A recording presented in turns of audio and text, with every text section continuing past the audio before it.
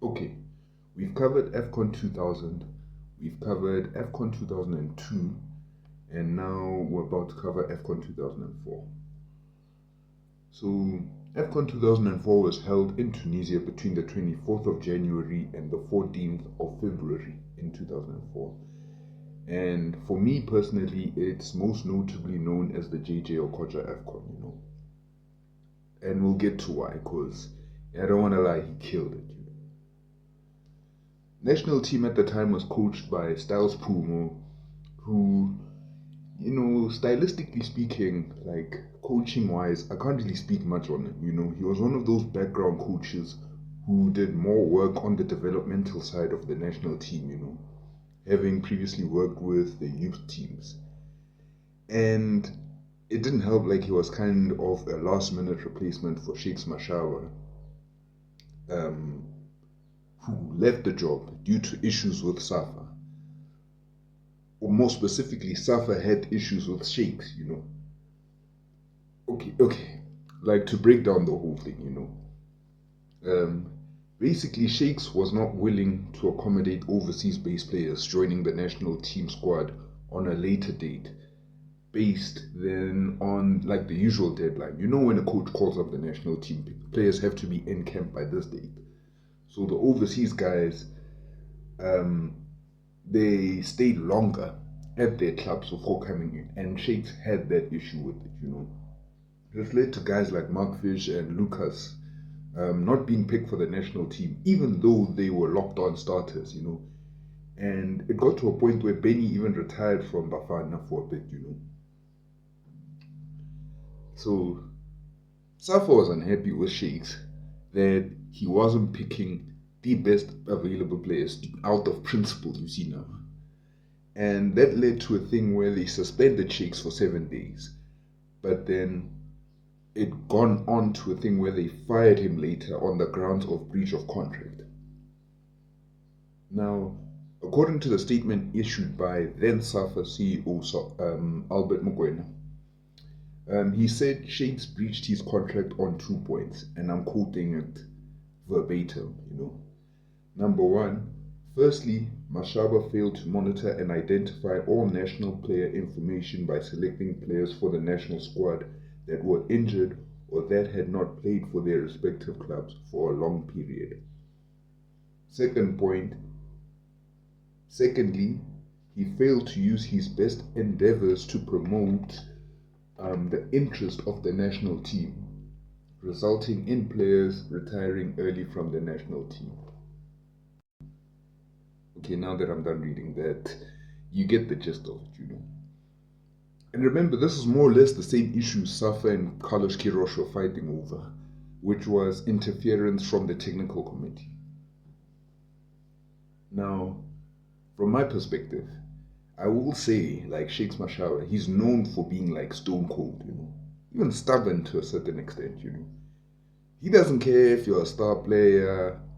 That guy, he will not hesitate to cut you from like the team, if he feels you're not like playing to his like standards and such. And he did have a point about the preferential treatment about overseas players. But at the same time, I feel you, as the national team coach, you still have a responsibility to put the best players forward. And,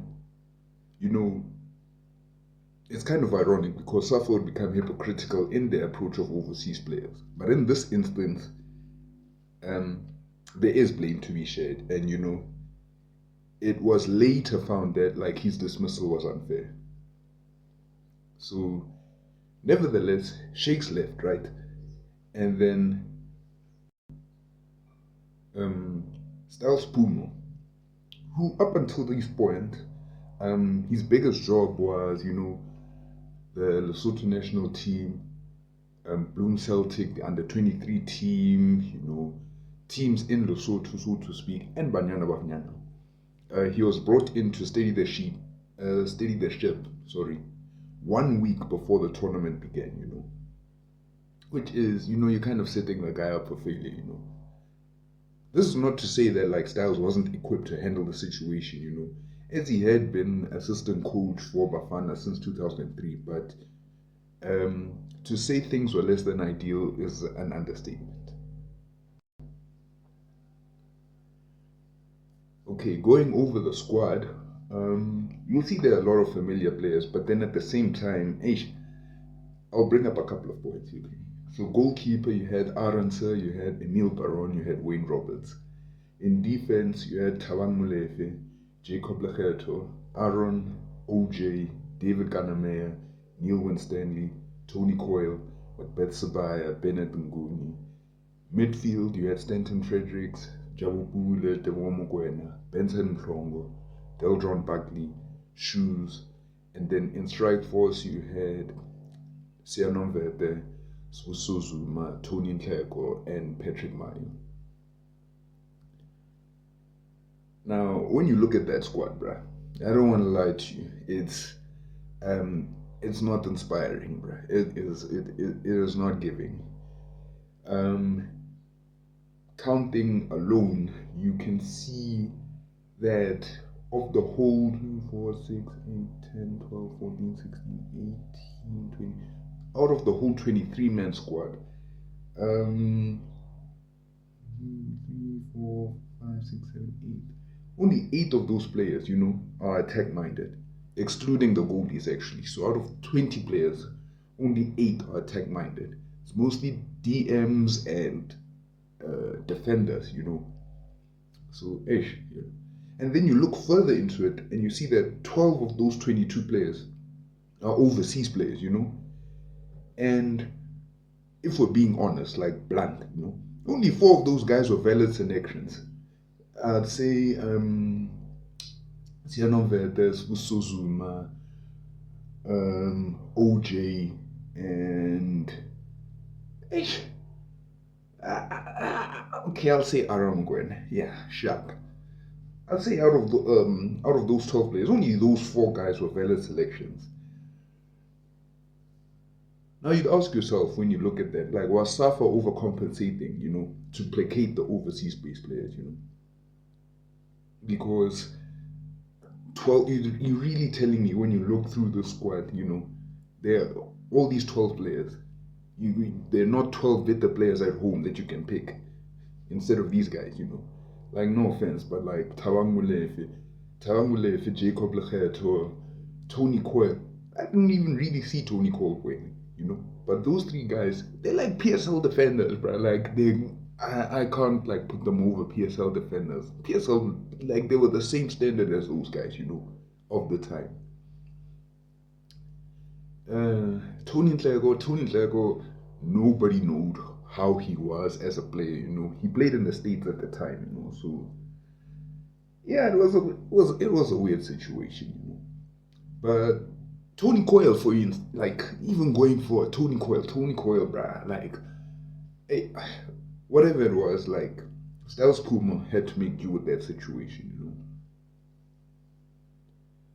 Okay, Bafana was placed in Group D with Benin, Morocco, and Nigeria. And even with how the squad makeup was, me personally, I wasn't really concerned about Benin or Morocco. Little did I know. As long as the team got results against them, then we go through. Nigeria game, I would have been happy with a draw. First game, we beat Benin. So far, so good. Then came the Nigeria game. And when I say this is the Jay-Jay Okocha tournament, I mean this sort of thing, Now, me personally, as I said, I was expecting a draw. I would have been happy with a draw. Loss, it's not the end of the world. It's not ideal, but it's not the end of the world. But I wasn't expecting that, Given 4, And Niger Bras, they wonder why, like, I have beef with their national team when they're always dealing with us like this. Unfortunately, by that point, when we headed into the final game against Morocco, we had to beat UC. And Morocco turned out to be the surprise of the tournament, finishing as runners-up. So, unfortunately, we were unable to beat them. And as a result, we went out in the group stages. But, it was sort of becoming apparent that the national team have begun to enter some sort of decline. And we haven't even hit the worst times yet. Trust me, we're going to get there.